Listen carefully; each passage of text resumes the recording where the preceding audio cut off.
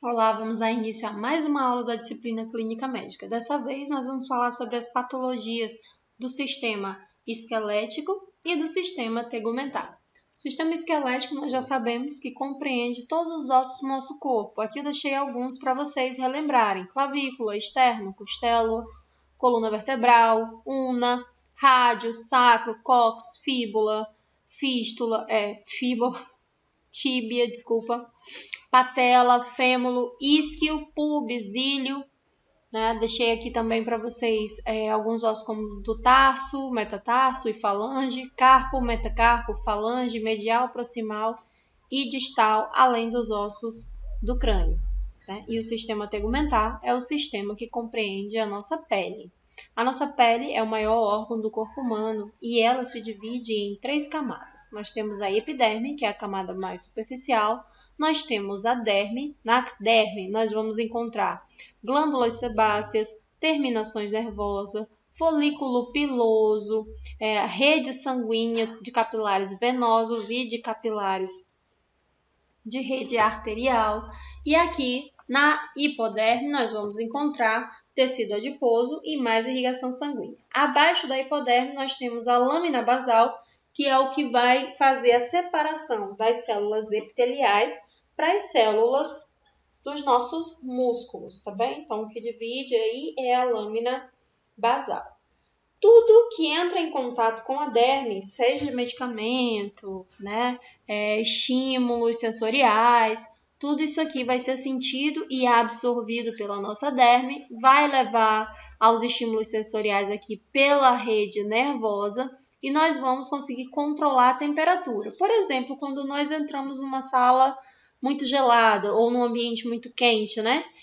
Quem faz essa regulação sensorial são os nossos nervos, as terminações nervosas que ficam aqui na derme, tá bem? Quando nós realizamos a epilação, né? Porque a epilação é arrancar o pelo pela raiz, a depilação é cortar o pelo na raiz. Então, quando a gente faz a epilação, que é a remoção do pelo, pode ocorrer ali sangramento, porque nós observamos que aqui na derme nós temos vasos sanguíneos, então isso é comum de acontecer.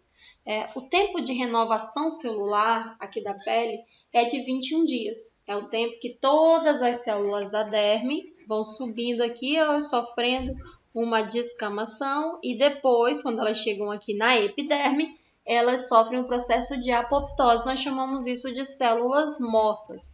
Então, o período aqui de regeneração tecidual das células do epitélio demora 21 dias.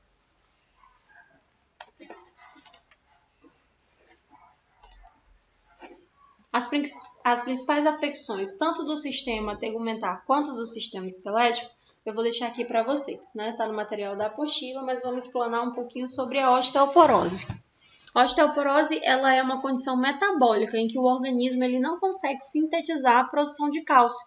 E isso acarreta, né, numa situação que é progressiva, trazendo ali uma densidade para o osso, aumentando o risco de fraturas. O osso ele fica mais poroso, por isso o nome, osteoporose. Isso faz com que o osso fique mais frágil e mais propenso a possíveis fraturas.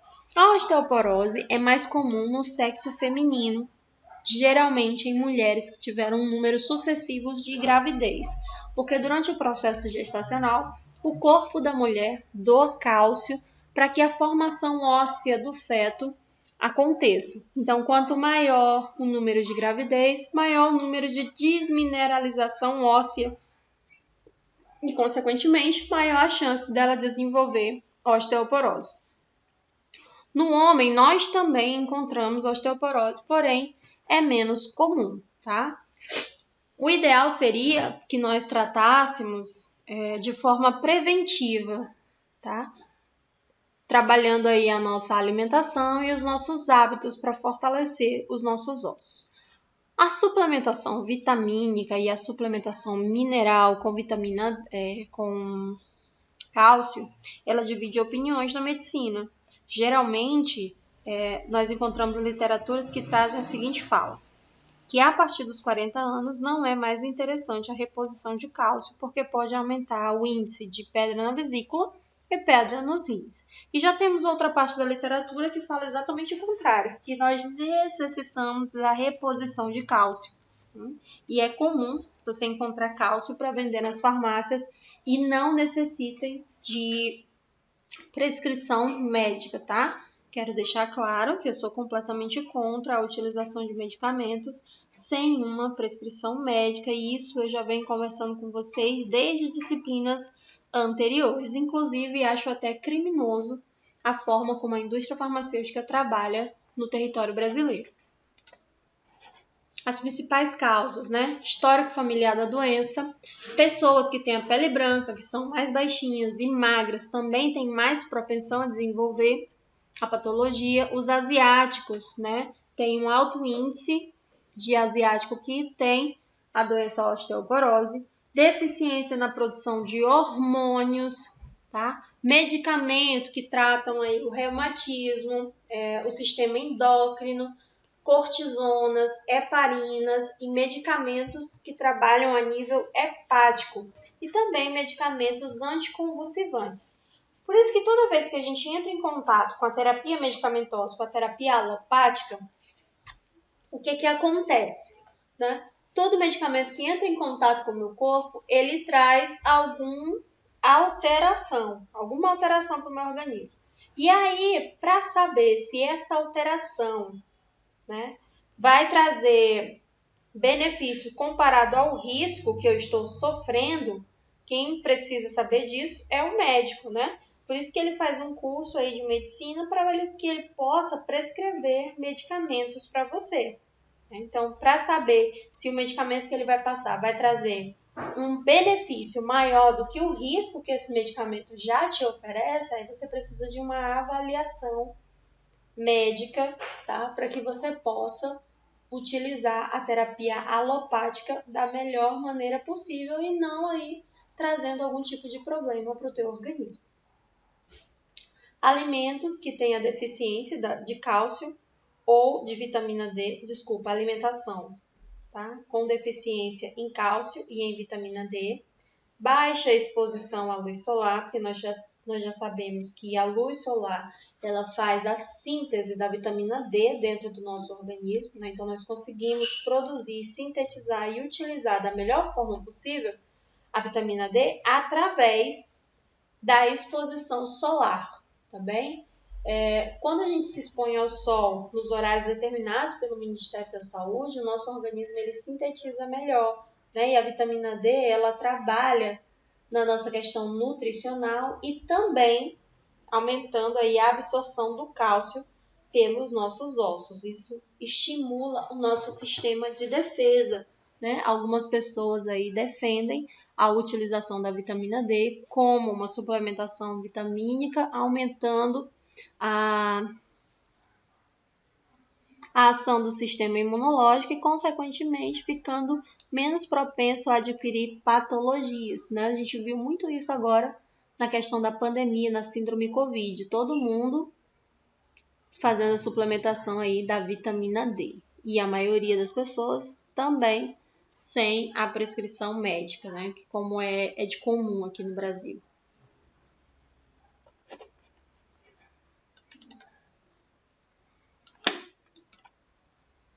O diagnóstico, né? O principal método para diagnosticar a osteoporose é um exame chamado densitometria óssea. Esse exame ele é oferecido pelo SUS, né? Porém, para que o SUS solicite esse exame, algum médico do SUS solicite esse exame, ele tem que dar um parecer prévio, né?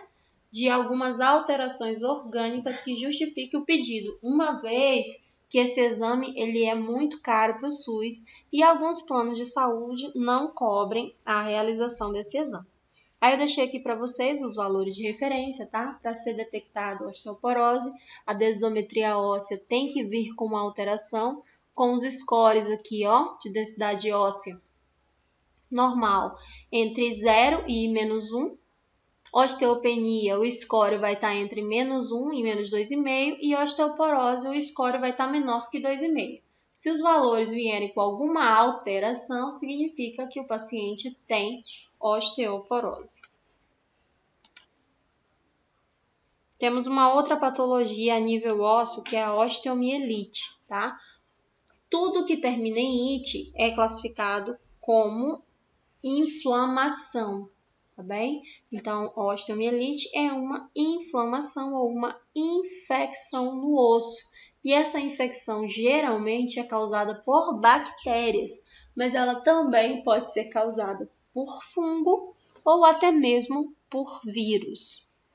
Se ela for por bactéria, a gente tem maior chance de tratamento e de cura do paciente. Se ela for por vírus ou por fungo, o paciente já tem um prognóstico mais complicado, um prognóstico menos eficaz, menos efetivo, porque a nossa classe medicamentosa de fungos, classe medicamentosa antifúngica e classe medicamentosa antiviral, ela é muito pequena, nós temos poucos recursos, né? E como a gente tem esse hábito de estar utilizando muito medicamento sem prescrição médica, isso reduz ainda mais a quantidade de medicamentos disponíveis, né? Por exemplo, você compra um medicamento antifúngico sem receita médica na farmácia, você compra um cetoconazol, você compra um Vodol, você compra qualquer solução antimicótica, né?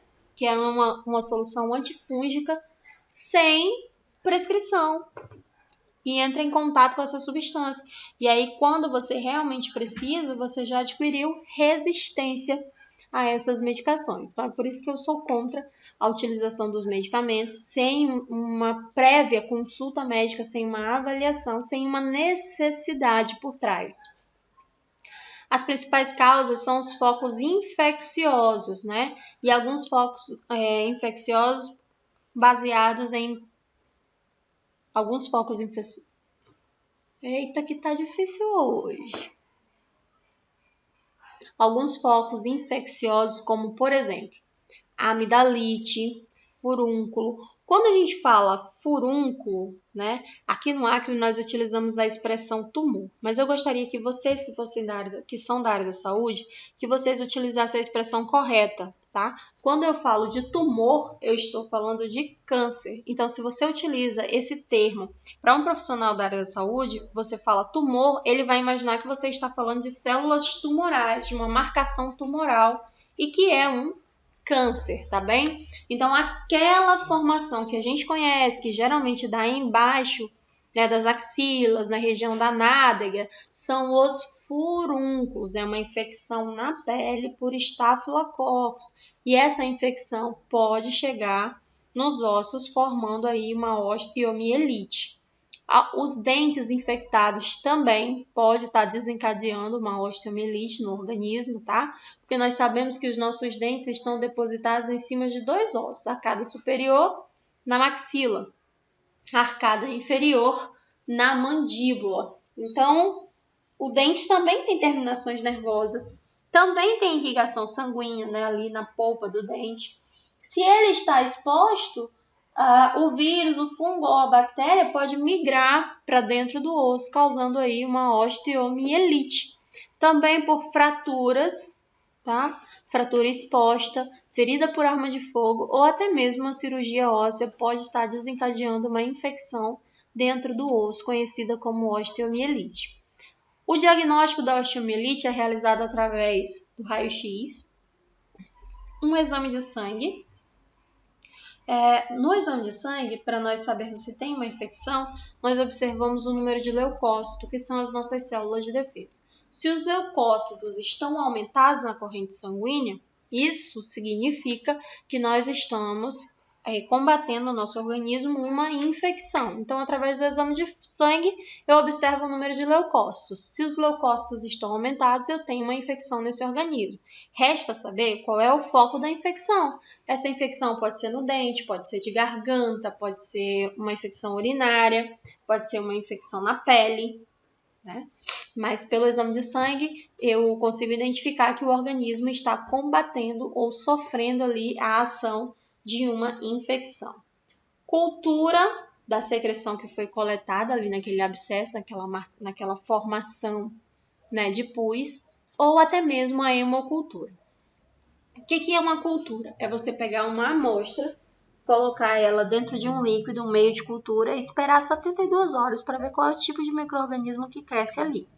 No caso da hemocultura, hemo é sangue, então eu vou realizar uma cultura do sangue do paciente, deixar em meio líquido ali, deixar em meio líquido por 72 horas e observar qual é o crescimento ali naquele meio de cultura. Esse crescimento pode ser microbiano, pode ser viral e pode ser fúngico, tá bem? E tem também a cintilografia óssea, que é realizada nesse paciente. O tratamento, quando a infecção for causada por bactéria, nós vamos utilizar o tratamento à base de antibiótico terapia. Vocês vão encontrar muito aí ATB terapia nas anotações de enfermagem, né? Que é ali a simplificação da palavra antibiótico terapia, principalmente depois do uso do antibiograma. Quando nós realizamos a hemocultura e encontramos uma bactéria lá dentro, a pessoa responsável pelo exame vai pegar essa bactéria, vai colocar numa placa de Petri e vai jogar um monte de antibiótico em cima. E vai observar qual é o antibiótico que essa bactéria é sensível ou qual é o antibiótico que essa bactéria é resistente. E a partir daí vai mandar um relatório para o médico. O médico vai preencher uma ficha de antibiograma, quando vai colocar qual é a infecção que o paciente está, onde essa infecção está localizada, qual é o agente infeccioso e qual é a medicação que esse agente infeccioso é sensível. E a partir daí ele vai prescrever o antibiótico e vai mandar para a farmácia. Sem essas informações, o farmacêutico pode não liberar o medicamento, principalmente se esse medicamento for um antibiótico. Então, essa cultura do antibiograma, esse protocolo de utilização de antibiótico no Brasil, veio para melhorar, porque agora o médico consegue utilizar a medicação de uma maneira mais assertiva, né? Porque nem a medicina é só medicação e nem a enfermagem é só administração de medicamento. Nós temos várias outras ferramentas à nossa disposição para que nós possamos, né, entregar para o nosso paciente o melhor plano assistencial possível. Próxima patologia, ela comete o sistema tegumentar, que são as lesões por pressão. Na nomenclatura mais antiga, você vai encontrar aí termo como úlcera por pressão e escara, tá? Mas o termo correto, mais utilizado, o mais atual, é a lesão por pressão ou LPP. O que é a lesão por pressão? É a ausência de oxigênio no tecido, tá bem? E essa ausência de oxigênio ocorre pela compressão desse tecido por algumas horas. Então, o que vai acontecer? Esse local que não está recebendo o irrigamento necessário de oxigênio através da corrente sanguínea, ele vai sofrer apoptose celular, ou seja, vai morrer. E uma das formas da gente evitar a lesão por pressão é fazendo a mudança de decúbito do nosso paciente de 2 em 2 horas ou de 3 em 3 horas, principalmente nas regiões em que eu tenho proeminência óssea, então ali na região do cotovelo, escápula, maléolo, rótula do joelho, né? Nessas situações a gente tem que observar e fazer a mudança de decúbito do nosso paciente.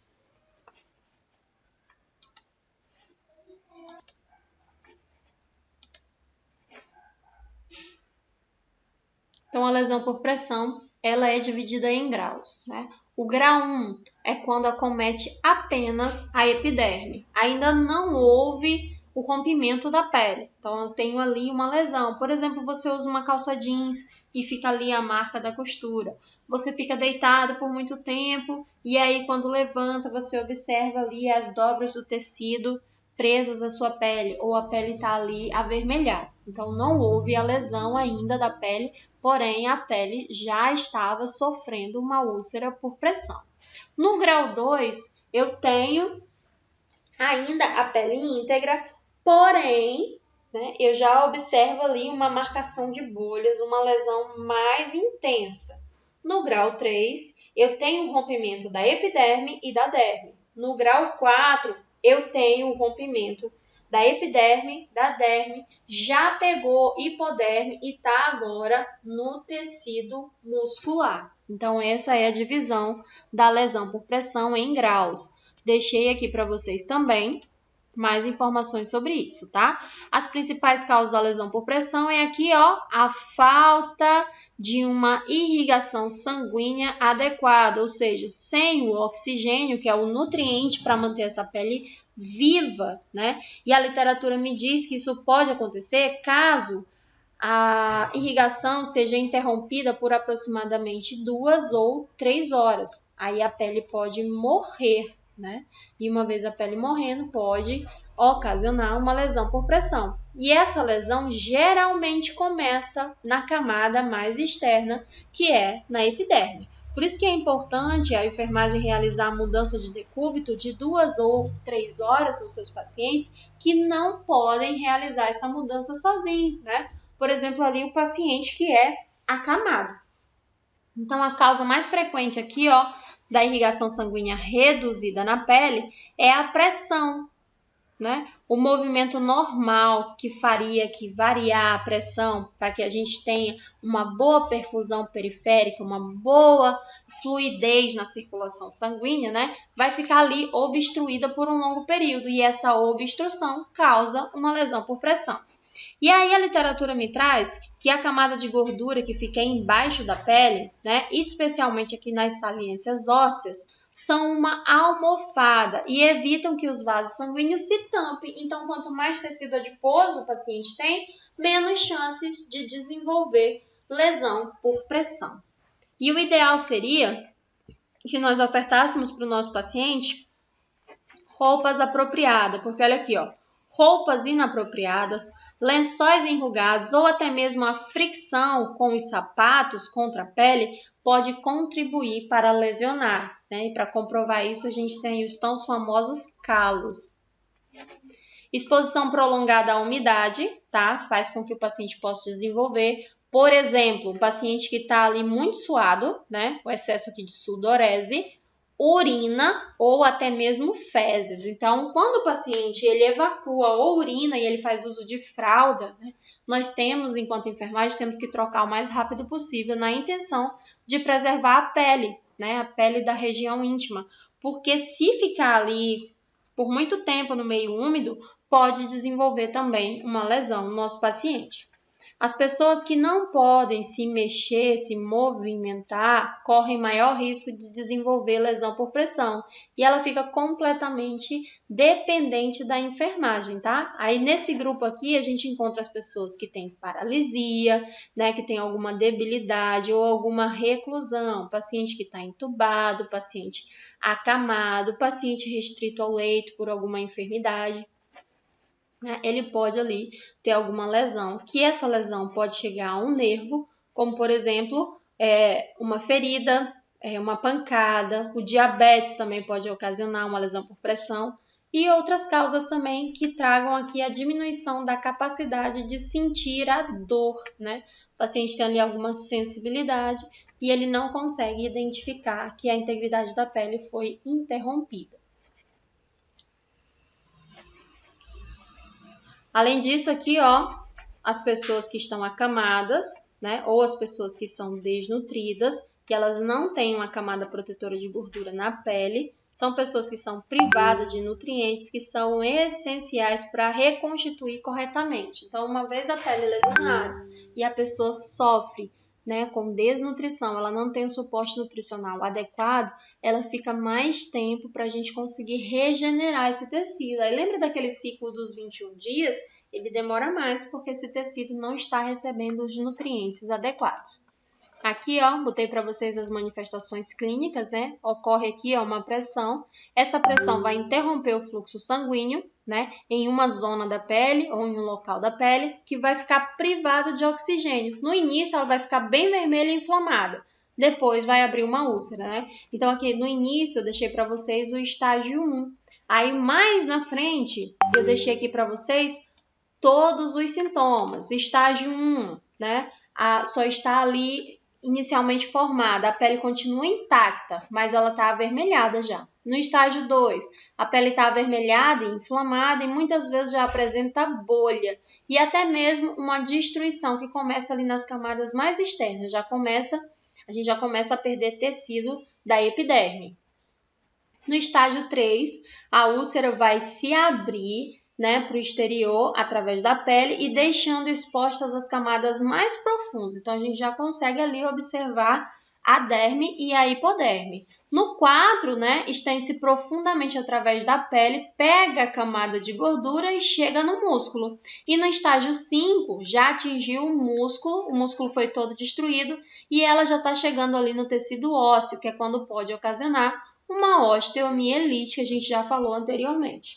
Deixei para vocês também na apostila as unidades do nosso corpo, a localização do nosso corpo, em que a lesão por pressão ela é mais incidente. Então, ela é mais incidente aqui nas regiões que tem proeminência óssea. Botei aqui para vocês. Região occipital, escápula, ombro, cotovelo, isquio, região sacral, calcâneo, região do hálus, né? Na parte anterior, maléolo, joelho e na região trochanter, que é aqui na junção do fêmur com a nossa crista ilíaca, né? Aqui o osso do íleo. Então, esses são os locais onde é mais proeminente, é mais incidente a chance do paciente desenvolver uma lesão por pressão. E é também nessas áreas que nós vamos diminuir a pressão com a utilização dos coxins, né? Mostrei para vocês o que é um coxim lá na aula prática da disciplina de ações básicas, né? Quando a gente enrola ali lençóis e travesseiros, coloca nessas regiões aqui de proeminência óssea na intenção de diminuir a pressão e favorecer a circulação sanguínea. Então, como cuidados de enfermagem para prevenção, nós aplicamos no nosso paciente tanto a hidratação tópica para proteger essa pele, entramos com recurso nutricional adequado e mudamos o nosso paciente de decúbito a cada 2 ou 3 horas. Vai depender da avaliação do enfermeiro que está responsável, que vai fazer uma prescrição. Essa prescrição nós chamamos de SAI, que é a sistematização na assistência de enfermagem. Com o SAI pronto, o técnico de enfermagem tem como fazer uma assistência mais assertiva e mais holística para o nosso paciente, favorecendo a recuperação, né, desse agravo ou até mesmo evitando um agravo, que é aí que é o ponto forte da enfermagem, é evitar agravos. A enfermagem tem que trabalhar com prevenção, é a terapia do cuidado. Então, eu cuido para que o paciente não desenvolva. Essa é a principal diferença da terapia em enfermagem, a administração de cuidado, para a medicina. A medicina ela já chega ali para tratar a patologia. A enfermagem ela entra como prevenção dos possíveis agravos nessa correlação saúde-doença, tá bem? Então, por hoje é só, né? Nós nos encontramos amanhã para mais um tema. Amanhã nós vamos trabalhar os termos técnicos, tá, da enfermagem, os termos mais complementares. Ficamos por aqui, até amanhã.